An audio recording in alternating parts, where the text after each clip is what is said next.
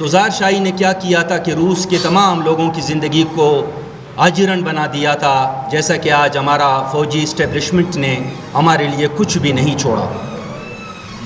وہ کہتے ہیں کہ پہلی دفعہ مجھے خیال آیا کہ ایک ریاست کو ایک ڈینوسار سے یا ایک آدم خور سے ایک انسانی شکل میں کیسے لایا جائے۔ اس کے بعد پھر ایک تصور آیا کہ آج کے بعد ریاست کو ہم ماں کہیں گے۔ تو ٹالسٹائی کہتا ہے کہ میرے والدہ وہ ایک ایسی ڈرامہ باز عورت تھی کہ جب وہ ٹی وی پہ بیٹھ کے ڈرامے دیکھتی تھی تو اپنے دائیں اور بائیں دو لوگوں کو بٹھاتی تھی اور ان کے ہاتھ میں بڑے بڑے رومال ہوتے تھے۔ یعنی ٹی وی میں اگر کوئی دردناک منظر آتا، جیسا کہ ایک شخص بھوک سے مر رہا ہے، ایک خاتون سردی سے ٹٹر رہی ہے، تو میری والدہ رونا شروع کرتی تھی، اور اسی بنیاد پر جو ہمارے دائیں اور بائیں بیٹھے ہوئے اس کے چمچے تھے تو وہ ان کے آنسو پہنچتے تھے۔ لیکن ہماری یہی والدہ جب ہمیں ماسکو کے سڑکوں پہ ہمارا شاہی بگی میں لے کے جاتی تھی تو اس وقت یہ گھوڑوں کا تصور نہیں تھا، بلکہ انسانوں کے ذریعے ان بگیوں کو کھینچا جاتا تھا۔ تو وہ بگی کھینچنے والے بگی کھینچ کے ان کی سانسیں نکلتی تھی، تو ٹالسٹائی کہتا تھا کہ میری والدہ کہتی تھی کہ ان کی لاشوں کو کتوں کی طرح پھینک دو۔ تو پھر میں ان کا اس منافقت کو دیکھ کے میں خون کے آنسو روتا تھا کہ ٹی وی کے اندر جب ڈرامے دیکھتی ہو تو آپ کا یہ ڈرامہ بازیاں ہیں، لیکن حقیقی جب آپ اس قسم کے واقعات دیکھتے ہو تو آپ ان کو کتا کہتی ہو۔ تو پھر ٹالسٹائی کہتا ہے میری والدہ کہتی ہے کہ اسی کا نام سیاست ہے۔ آج ہمارا 56 کا آئین یا 62 کا آئین یا 73 کا آئین، اسے پارلیمان نے مرتب کیا، پارلیمان نے اس کی تخلیق کی، مگر کیا تھا کہ 56 کے آئین میں جس پہلا بدمعاشی کا مظاہرہ ایوب خان نے کیا وہ تسلسل آج تک چلا آ رہا ہے۔ ساتھیو، آپ جانتے ہیں کہ کسی بھی ریاست کو چلانے کے لیے اس کا ایک دستور ہوا کرتا ہے اور اسے آئین کہا جاتا ہے، جسے انگریزی میں ہم کنسٹیٹیوشن کہتے ہیں۔ اب یہاں پر مسئلہ ایک پیدا ہو رہا ہے کہ بہت سارے لوگ کہتے ہیں کہ اصل جمہوری اقدار ہوتا ہے، جمہوری طرز حکومت کی بنیاد یا وہ یہ گارنٹی ہے کسی ملک کو آگے لے جانے کے لیے، لہٰذا دنیا میں جمہوریت کو فروغ دیا گیا۔ لیکن ہم نے دیکھا کہ ایران کے اندر وہاں پر تو جمہوریت نہیں ہے، وہاں پر ایک آپ کو اسلامی نظام کا تصور ملتا ہے۔ تو اس کا مطلب یہ ہوا کہ جمہوریت اتنی ضروری نہیں ہے اگر اس کے اندر ایمانداری نہ ہو، اس کے اندر اقربا پروری نہ ہو، اس کے اندر جبر نہ ہو۔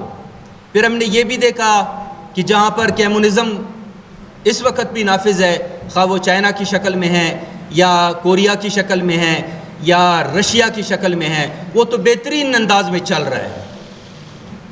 تو اس کا مطلب یہ ہے کہ سب سے پہلے ہم نے کیا کرنا ہے کہ ہمارے اندر کی جو ایک گندگی ہے اس کو ہم نے نکالنا ہے۔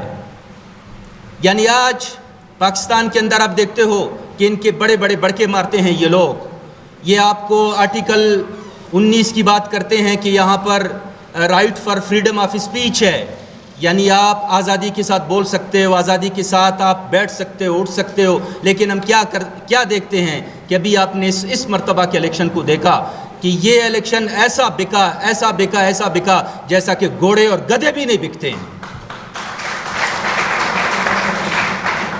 اس سے زیادہ گندگی، اس سے زیادہ بحیثیت قوم جو ہم اپنے آپ کو پاکستانی کہتے ہیں، میں یہ سمجھتا ہوں کہ پوری دنیا میں جوتے مار رہی ہے۔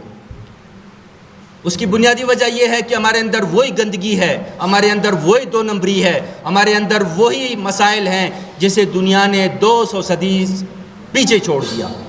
انہوں نے کہا کہ ماں سوائے ایمانداری کی، ماں سوائے آنیسٹی کے، ماں سوائے ایک دوسرے کو برداشت کرنے کا کوئی اور صورت ہمارے پاس موجود نہیں ہے۔ آپ اس مرتبہ سندھ کے الیکشن کو 1300 ارب میں بیچتے ہو، بلوچستان کے الیکشن کو 800 ارب میں بیچتے ہو. جہاں جہاں اپنے کینڈیڈیٹ کھڑا کیے تھے بلوچستان میں ان کو بھی نہیں پتا تھا کہ ہم کس حلقے سے کھڑے ہیں. تو کیا وہ لوگ جنہوں نے 50-50 کروڑ روپے دیے, جنہوں نے 1 ارب روپے دیے, آج وہ پارلیمنٹ میں گھوڑوں کی طرح بیٹھے ہوئے ہیں, وہ کیا آپ کی نمائندگی کریں گے یا میری نمائندگی کریں گے یا کسی اور کی کریں گے؟ وہ سب سے پہلے اپنے پیسے پورے کریں گے, اس کے بعد جو فوجی اسٹیبلشمنٹ نے ان کو لے کر آیا ہے ان دلالوں کو وہ اپنے پیسے پورے کریں گے, اس کے بعد اپنا گھر کا سوچیں گے اور ٹائم ٹائم فش ہوں گے. اور ہمارے جتنے سیاسی جماعتیں ہیں ان سے بھی مجھے اختلاف ہے.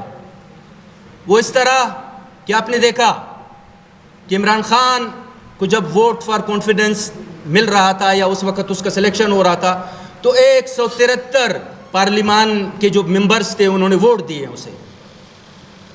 لیکن جنرل قمر باجوہ کا جب ایکسٹینشن کا مسئلہ آ گیا تو 342 کے 342 لوگوں نے جا کے اسے ووٹ دیا. تو آج کس بے شرمی سے وہ کہتے ہیں کہ ہم اس قسم کے سیمینار مناتے ہیں؟ آپ اپنے گریبانوں میں بھی جان کے دیکھو, ماضی میں نواز شریف کو جوتے لگ رہے تھے, ماضی میں پیپلز پارٹی کو یہ ڈنڈے لاٹیاں مار رہے تھے زرداری کے سر پہ. آج میں اس سیمینار میں آنے سے پہلے میں نے دیکھا کہ مسلم لیگ نون والے جس بے شرمی اور بے حیائی کا مظاہرہ کر رہے تھے, اور آج بھی وہ کہہ رہے تھے کہ پاکستان کا فوج زندہ باد, پاکستان کے اسٹیبلشمنٹ زندہ باد, کیونکہ انہیں بیساکھیوں پہ آ کے انہیں بٹھا دیا گیا. اب اس کی کیا گارنٹی ہے کہ کل جو ہمارا یہ فورم ہے, یہ جب اقتدار میں یہ پارٹیاں جائیں گی, یہ عوام کے حقوق کی بات کریں گی, یہ جمہوری اقتدار کی باتیں کریں گی. مجھے یہی منافقت ہے جس کی وجہ سے آج آپ دیکھتے ہو کہ کتنے لوگ آپ کے ساتھ نکلتے ہیں. تو مختصر یہ ساتھیوں کہ بات بالکل صاف اور کلیئر ہے, ایک آئین نہیں 1000 آئین بناؤ.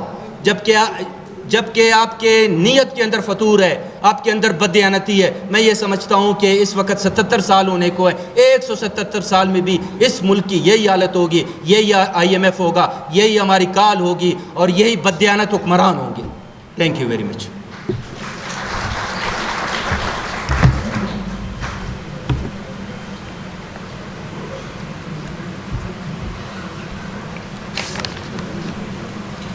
یہ تھے محمد حسین مینگل صاحب, حسن مینگل. اب میں دعوت خطاب دوں گا تاریخ دان, تعلیم پہ ان کی گراں قدر خدمات ہے تعلیم کے شعبے میں, پروفیسر شوکت ترین صاحب کو کہ وہ کر اپنے خیالات کا اظہار فرمائیں.